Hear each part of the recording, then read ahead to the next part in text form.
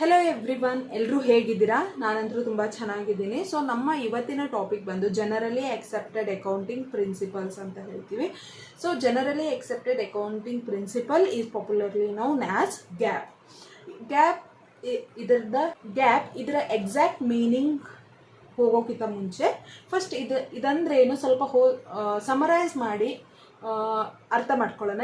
ಇದ್ರ ಬಗ್ಗೆ ಇಂಟ್ರಡಕ್ಷನ್ ತಗೊಳ್ಳೋಣ. ಏನಂದರೆ, in order to provide a proper or reliable information, ಯಾವ information, financial information to users, we need some discipline, rules, regulation or principles.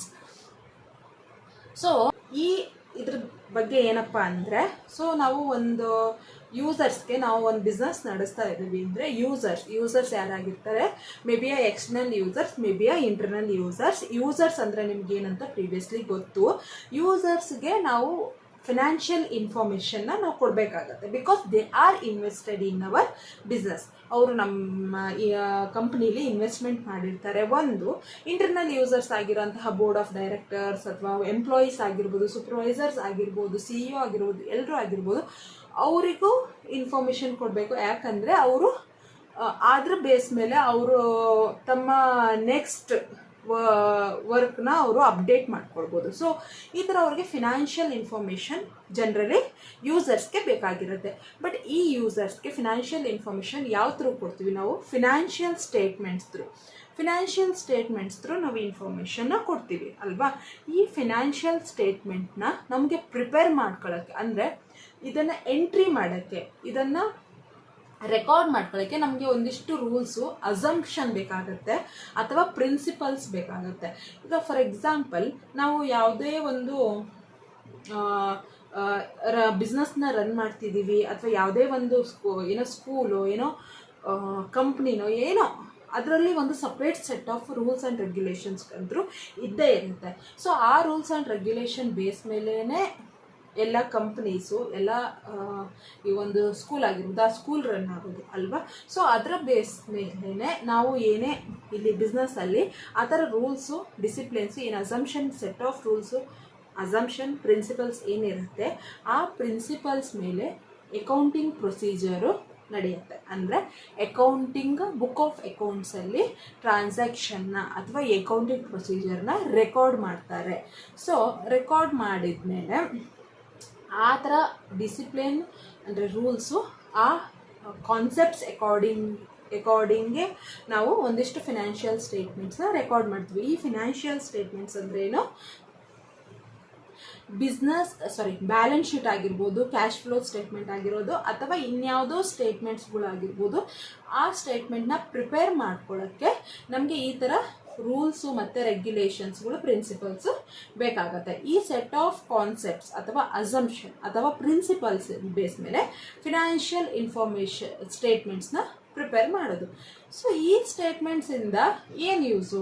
As I already told, ಈ statement financial information, ಈ statement ನಮ್ಗೆ ಏನಾರ ಕೊಡುತ್ತೆ? Financial information ಕೊಡುತ್ತೆ. So financial ಇನ್ಫಾರ್ಮೇಷನಲ್ಲಿ ಏನೇನು ಇರುತ್ತೆ? Financial position of the company. ಹೌದು, ಫಿನಾನ್ಷಿಯಲ್ ಇನ್ಫಾರ್ಮೇಷನಲ್ಲಿ ಏನೇನಿರುತ್ತೆ ಅಂದರೆ financial position of the company. Information financial ಪೊಸಿಷನ್ನ ತೋರಿಸುತ್ತೆ. ಈ ಫಿನಾನ್ಷಿಯಲ್ ಪೊಸಿಷನ್ನ ಯಾರಿಗೆ ಇನ್ಫಾರ್ಮ್ ಆಗುತ್ತೆ? ಇದು ಯಾರಿಗೆ ಯೂಸ್ ಆಗುತ್ತೆ ಅಂದರೆ users. As I already told, users may be internal users, may be external users. ಅವರು ಪಬ್ಲಿಕ್ ಎಕ್ಸ್ಟರ್ನಲ್ ಯೂಸರ್ ಆಗಿರ್ಬೋದು ಅಥವಾ ಇಂಟರ್ನಲ್ ಯೂಸರ್ಸ್, ಎಂಪ್ಲಾಯೀಸ್ ಆಗಿರ್ಬೋದು, CEO ಆಗಿರ್ಬೋದು, ಬೋರ್ಡ್ ಆಫ್ ಡೈರೆಕ್ಟರ್ ಆಗಿರ್ಬೋದು, ಹಾಗೆ ಎಕ್ಸ್ಟರ್ನಲ್ ಯೂಸರ್ಸ್ ಆಗಿರೋಂತಹ ಇನ್ವೆಸ್ಟರ್ ಆಗಿರ್ಬೋದು, ಪಬ್ಲಿಕ್ ಆಗಿರ್ಬೋದು, ಇವರೆಲ್ಲ ಯೂಸರ್ಸು ಆ ಫಿನಾನ್ಷಿಯಲ್ ಪೊಸಿಷನ್ನ ಬೇರೆ ಬೇರೆ ಕಂಪನಿ ಜೊತೆ ಕಂಪೇರ್ ಮಾಡ್ಕೊಳ್ಬೋದು. ಗ್ಯಾಪ್ ಅಂದರೆ ಒಂದು ಸೆಟ್ ಆಫ್ ರೂಲ್ಸು, ರೆಗ್ಯುಲೇಷನ್ನು ಅಥವಾ ಪ್ರಿನ್ಸಿಪಲ್ಲು ನಮಗೆ ಫಿನಾನ್ಷಿಯಲ್ ಸ್ಟೇಟ್ಮೆಂಟ್ ಪ್ರಿಪೇರ್ ಮಾಡೋಕ್ಕೆ ಬೇಕಾಗುತ್ತೆ. ಈ financial statement definitely which is used by user of the information so that they can use that in comparing one company with another company or comparing the same company profit with the previous year ಅಷ್ಟೇ.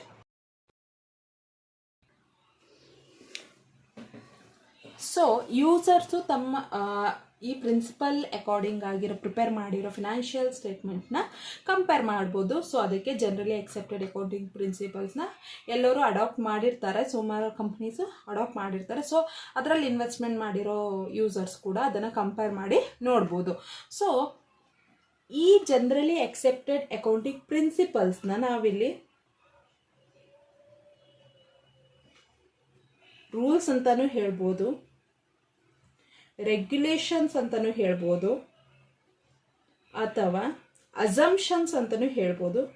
Assumptions ಅನ್ನೋ word ನಿಮಗೆ new ಆಗಿದ್ರೆ, assumption ಅಂದರೆ ಊಹೆಗಳು ಅಂತ ಅಂತೀವಿ ಕನ್ನಡದಲ್ಲಿ. ಊಹೆ ಅಂದರೆ ನೀನು ಅದನ್ನು ಊಹೆ ಮಾಡ್ಕೊಂಡಿದೀಯ. ಊಹೆಗಳು, ಕೆಲವೊಂದು ಊಹೆಗಳನ್ನು ಕಂಪನಿಗಳು ಅಡಾಪ್ಟ್ ಮಾಡ್ಕೊಂಡಿರ್ತವೆ. ಈ ಥರನೇ ಇರುತ್ತೆ, ಈ ಅಸಂಪ್ಷನ್ ಮೇಲೇ ನಡೆಯುತ್ತೆ ಅನ್ನೋ ಥರ ಇರುತ್ತೆ. ಹಾಗೆ ಕಾನ್ಸೆಪ್ಟ್ಸ್ ಅಂತಲೂ ಕರಿತೀವಿ, ಅಥವಾ ಐಡಿಯಾಸ್ ಅಂತಲೂ ಕರಿತೀವಿ. ಈ ಎಲ್ಲ ನೇಮ್ಸಿಂದನೂ ಕೂಡ ನಾವು ಪ್ರಿನ್ಸಿಪಲ್ಸ್ನ, ಜನರಲಿ ಅಕ್ಸೆಪ್ಟೆಡ್ ಅಕೌಂಟಿಂಗ್ ಪ್ರಿನ್ಸಿಪಲ್ನ ಫೈಂಡ್ ಔಟ್ ಮಾಡ್ತೀವಿ. ಸೊ ಇದರ ಬೇಸ್ ಮೇಲೆ ನಮಗೊಂದಿಷ್ಟು ಇಂಪಾರ್ಟೆಂಟ್ ಕಾನ್ಸೆಪ್ಟ್ಸ್ ಅಂತ ಹೇಳೋಣ. ಕಾನ್ಸೆಪ್ಟ್ಸ್ ಇದೆ, ಇಂಪಾರ್ಟೆಂಟ್ ಕಾನ್ಸೆಪ್ಟ್ಸ್ ಅನ್ನೋದು ಒಂದು ರೂಲ್ಸ್ ಆಗಿರ್ಬೋದು, ರೆಗ್ಯುಲೇಷನ್ ಆಗಿರ್ಬೋದು, ಅಸಂಪ್ಷನ್ ಆಗಿರ್ಬೋದು, ಐಡಿಯಾಸ್ ಆಗಿರ್ಬೋದು. ಸೊ ಇಂಪಾರ್ಟೆಂಟ್ ಒಂದಿಷ್ಟು ರೂಲ್ಸ್ನ ಗ್ಯಾಪ್ ಅವರು ಜನರಲಿ ಅಕ್ಸೆಪ್ಟೆಡ್ ಅಕೌಂಟಿಂಗ್ ಪ್ರಿನ್ಸಿಪಲ್ ಅಲ್ಲಿ ಇದೆ.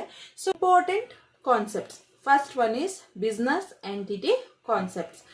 According to this concept, it says that business is separate from its owner. So here, according to this concept, business is separate and owner is separate. There is no interlink between business and owner. According to this concept, it says that business is separate entity ಅಂತ ಹೇಳುತ್ತೆ, ಓನರೇ separate entity ಅಂತ ಹೇಳುತ್ತೆ. ಇದು ಎರಡು ಬೇರೆ ಬೇರೆ existence. ಇದು business ಮತ್ತೆ ಓನರು ಎರಡು ಒಂದೇ ಅಲ್ಲ. ಇಲ್ಲಿ ಇನ್ನೊಂದು ಪಾಯಿಂಟಲ್ಲಿ ನಿಮ್ಗೆ ಗೊತ್ತಾಗತ್ತೆ ಏನಂದ್ರೆ, owner investment called as liability, debt ಅಂತ ಕರಿತೀವಿ. ಬಿಸ್ನೆಸ್ ಹೀಗೆ ಓನರು ಫಾರ್ ಎಕ್ಸಾಂಪಲ್ 50,000 ಇನ್ವೆಸ್ಟ್ ಮಾಡ್ದ ಅಂದರೆ, 50,000 ಇನ್ವೆಸ್ಟ್ಮೆಂಟ್ ಮಾಡಿ ಬಿಸ್ನೆಸ್ ಸ್ಟಾರ್ಟ್ ಮಾಡ್ದ ಓನರು ಅಂತ ಹೇಳಿದರೆ, ಆ ಬಿಸ್ನೆಸ್ಗೆ ಈ 50,000 ಸಾಲ. ಸೊ ಅದನ್ನ ಯಾವಾಗಲೂ it is duty, business duty is to repay that 50,000 to the owner ಅಲ್ವಾ. ಓನರ್ಗೆ ಇದು ಇನ್ವೆಸ್ಟ್ಮೆಂಟ್, ಬಟ್ ಬಿಸ್ನೆಸ್ಗೆ ಇದು ಸಾಲ. ಸೊ ಅದೇನು ಹೇಳುತ್ತೆ, ಓನರೇ ಸಪ್ರೇಟು, ನಾನೇ ಸಪ್ರೇಟು, ಅವನ ದುಡ್ಡು ನನ್ನ ದುಡ್ಡಲ್ಲ ಅಂತ ಹೇಳಿ ಬಿಸ್ನೆಸ್ ಹೇಳುತ್ತೆ. ಸೊ ಇನ್ನೊಂದು ಪಾಯಿಂಟಲ್ಲಿ ಗೊತ್ತಾಗುತ್ತೆ, when owner withdraw money from his investment for a personal use, that is deduction from capital. So ಇದೇನು ಹೇಳುತ್ತೆ ಅಂದರೆ, ಅಕಸ್ಮಾತ್ ಒಂದು ಟೈಮಲ್ಲಿ ಓನರು ಒಂದು 50,000ದಲ್ಲಿ 20,000 ತನ್ನ ಪರ್ಸನಲ್ ಯೂಸ್ಗೆ ಹಣವನ್ನು ತೆಗೆದ್ಬಿಟ್ಟ ಅಂತ ಹೇಳಿದರೆ, ಅವಾಗ ಏನಾಗತ್ತೆ, ಅದು ಲಯಬಿಲಿಟಿಯಲ್ಲಿ ಡಿಡಕ್ಷನ್ ಆಗುತ್ತೆ. ಡಿಡಕ್ಷನ್ ಅಂದರೆ ಕಡಿತಗೊಳ್ಳುತ್ತೆ. ಸೊ ಫಾರ್ ಎಕ್ಸಾಂಪಲ್ ಇಲ್ಲಿ ಕ್ಯಾಪಿಟಲ್ 50,000 ಇತ್ತು,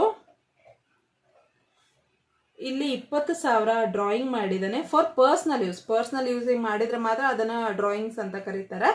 ಪರ್ಸನಲ್ ಯೂಸಿಗೆ ಡ್ರಾಯಿಂಗ್ಸ್ ಮಾಡಿದ್ರೆ ಇನ್ನು 30,000 ಇನ್ನು ರಿಮೈನಿಂಗ್ ಲಯಬಿಲಿಟಿ ಬಿಸ್ನೆಸ್ ಓನರ್ಗೆ ರೀಪೇ ಮಾಡಬೇಕಾಗಿರುತ್ತೆ. ಸೊ ಇದನ್ನು ಯಾವಾಗಲೂ ಬಿಸ್ನೆಸ್ ಲಯಬಿಲಿಟಿ ಆಗಿ, ಡೆಟ್ ಆಗಿ ಕನ್ಸಿಡರ್ ಮಾಡುತ್ತೆ. ನಿಮ್ಗೆ ಆಲ್ರೆಡಿ ಗೊತ್ತಿದೆ ಡೆಟ್ ಅಂದ್ರೆ ಏನು, ಸಾಲ. ಡೆಟ್ ಆಗಿ ಕನ್ಸಿಡರ್ ಮಾಡಬೇಕಂತ ಇರುತ್ತೆ. ಸೊ ಇಲ್ಲಿ ಇನ್ನೂ ಒಂದು ಪಾಯಿಂಟ್ ನೋಡ್ಬೋದು ನೀವೇನಂದ್ರೆ, ಅಕಸ್ಮಾತ್ ಓನರ್ ಯಾವುದೇ ರೀತಿ ಪರ್ಸನಲ್ ಟ್ರಾನ್ಸಾಕ್ಷನ್ನ ಮಾಡಿದ್ರೆ ಅದನ್ನ ಬುಕ್ ಆಫ್ ಅಕೌಂಟ್ಸ್ ಅಲ್ಲಿ ರೆಕಾರ್ಡ್ ಮಾಡೋ ಥರ ಇರಲ್ಲ. ಏನಿದ್ರು ಬಿಸ್ನೆಸ್ ಟ್ರಾನ್ಸಾಕ್ಷನ್ನ ಮಾತ್ರ ಬುಕ್ ಆಫ್ ಅಕೌಂಟ್ಸ್ ನಲ್ಲಿ ರೆಕಾರ್ಡ್ ಮಾಡೋದು. ಕಾನ್ಸೆಪ್ಟ್ ಬಂದ್ಬಿಟ್ಟು ಮನಿ ಮೆಜರ್ಮೆಂಟ್ ಕಾನ್ಸೆಪ್ಟ್. ಏನು ಮನಿ ಮೆಜರ್ಮೆಂಟ್ ಕಾನ್ಸೆಪ್ಟ್ ಹಾಗಿದ್ರೆ, according to this concept only those transaction which are measured in monetary terms are recorded in book of accounts. book of accounts ಅಲ್ಲಿ ಯಾವ transaction record ಮಾಡ್ತಾರೆ, only those transaction, ಆ transaction ನ monetary terms ಅಲ್ಲಿ measure ಮಾಡಿರಬೇಕು. ಆ ಥರ ಟ್ರಾನ್ಸಾಕ್ಷನ್ಸ್ನ ಮಾತ್ರ ಬುಕ್ ಆಫ್ ಅಕೌಂಟ್ ಅಲ್ಲಿ ರೆಕಾರ್ಡ್ ಮಾಡಕ್ ಸಾಧ್ಯ. ಹಾಗೆ example, purchase of furniture rupees 40,000. 40,000ಕ್ಕೆ for example purchase of furniture rupees 40,000 ರುಪೀಸ್ಗೆ ಫರ್ನಿಚರ್ ಪರ್ಚೇಸ್ ಆಗಿದೆ. ಸೊ ಈ ಥರ ಮಾನಿಟರಿ ಟರ್ಮ್ಸ್ನಲ್ಲಿ ಟ್ರಾನ್ಸಾಕ್ಷನ್ ಆಗಿರೋದನ್ನ ರೆಕಾರ್ಡ್ ಮಾಡ್ತಾರೆ. Yes, it is recorded. ಎರಡನೇದು, sale of a goods on credit basis rupees 1,00,000. ಈಗ ಒಂದು ಒಂದಿಷ್ಟು ಗೂಡ್ಸ್ನ ಕ್ರೆಡಿಟ್ ಬೇಸಿಸ್ ಮೇಲೆ ಸೇಲ್ ಮಾಡಿದ್ದಾರೆ. ಫಾರ್ ಎಕ್ಸಾಂಪಲ್, ಇವತ್ತು ಒಂದಿಷ್ಟು ಗೂಡ್ಸ್ನ ನನಗೆ ಸೇಲ್ ಮಾಡಿಬಿಡಿ, ನಾಳೆ ಇನ್ನೂ ಒಂದಿಷ್ಟು ಟೈಮ್ ಸ್ಪ್ಯಾನ್, ಈ ಟೈಮ್ ಸ್ಪ್ಯಾನ್ನ ಎಗ್ರಿಮೆಂಟ್ ಮಾಡಿರ್ತಾರೆ. ಫಾರ್ ಎಕ್ಸಾಂಪಲ್, ಒಂದು 10 ದಿನಕ್ಕೆ ಎಗ್ರಿಮೆಂಟ್ ಮಾಡಿರ್ತಾರೆ. 10 ದಿನ ಬಿಟ್ಟು ನಾನು ನಿಮಗೆ ದುಡ್ಡು ಕೊಡ್ತೀನಿ ಅಂತ ಹೇಳಿದಾಗ, ಸೊ ಅದನ್ನು ಕೂಡ ಟ್ರಾನ್ಸಾಕ್ಷನ್ ಕೂಡ ರೆಕಾರ್ಡ್ ಮಾಡ್ತಾರೆ. Because it is measured in terms of monetary terms. So ಯಾವ ಟ್ರಾನ್ಸಾಕ್ಷನ್ನ ಹಾಗಿದ್ರೆ ಅವಾಯ್ಡ್ ಮಾಡ್ತಾರೆ, ಯಾವ ಟ್ರಾನ್ಸಾಕ್ಷನ್ ಅಂತ ಹೇಳೋಕ್ಕಾಗಲ್ಲ, ಯಾವ ಆ್ಯಕ್ಷನ್ಸ್ನ, ಯಾವ ಇವೆಂಟ್ಸ್ನ ಹಾಗಿದ್ರೆ ಅವಾಯ್ಡ್ ಮಾಡ್ತಾರೆ ಅಂದರೆ, first for example, those events or actions which can't be measured in terms of money. ಯಾವ ಇವೆಂಟ್ಸ್ನ ಅಥವಾ ಆ್ಯಕ್ಷನ್ನ ಮನಿಯಲ್ಲಿ ಮೆಸರ್ ಮಾಡೋಕ್ಕೆ ಆಗಲ್ವೋ ಆ ಥರ ಇವೆಂಟ್ಸ್ನ ಬುಕ್ ಆಫ್ ಅಕೌಂಟ್ಸಲ್ಲಿ ರೆಕಾರ್ಡ್ ಮಾಡಲ್ಲ. For example, employee satisfaction not recorded. ಯಾಕೆ ನಾಟ್ ರೆಕಾರ್ಡೆಡ್ ಅಂದರೆ, ಎಂಪ್ಲಾಯಿ ವರ್ಕ್ ಸ್ಯಾಟಿಸ್ಫ್ಯಾಕ್ಷನ್ 10,000 ಇದೆ, 20,000 ಇದೆ ಅಂತ ನಾವು ಹೇಳೋಕ್ಕಾಗಲ್ಲ. ಸೊ ಆ ಕ್ವಾಲಿಟಿಯನ್ನು ನಾವು ಎಕ್ಸ್ಪ್ರೆಸ್ ಮಾಡೋಕ್ಕಾಗಲ್ಲ. 10,000, 20,000 ಅದನ್ನು ಮನೆಯಲ್ಲಿ ಎಕ್ಸ್ಪ್ರೆಸ್ ಮಾಡೋಕ್ಕಾಗಲ್ಲ. So it is not recorded. ಹಾಗೆ ಫಾರ್ ಎಕ್ಸಾಂಪಲ್, ಇನ್ನೊಂದು ಎಕ್ಸಾಂಪಲ್ ಕೊಡೋಣ. ಎ ಅನ್ನೋ ಎಂಪ್ಲಾಯಿ, ಅವನು ವೆರಿ ಸ್ಕಿಲ್ಡ್ ಮತ್ತು ಹೈಲಿ ಕ್ರಿಯೇಟಿವ್ ಅಂತ ಇದೆ. ಹೈಲಿ ಕ್ರಿಯೇಟಿವ್, ಅವನು ಕ್ರಿಯೇಟಿವಿಟಿ, ಅವನ skill 20,000. A skilled 10,000 rupees. A is very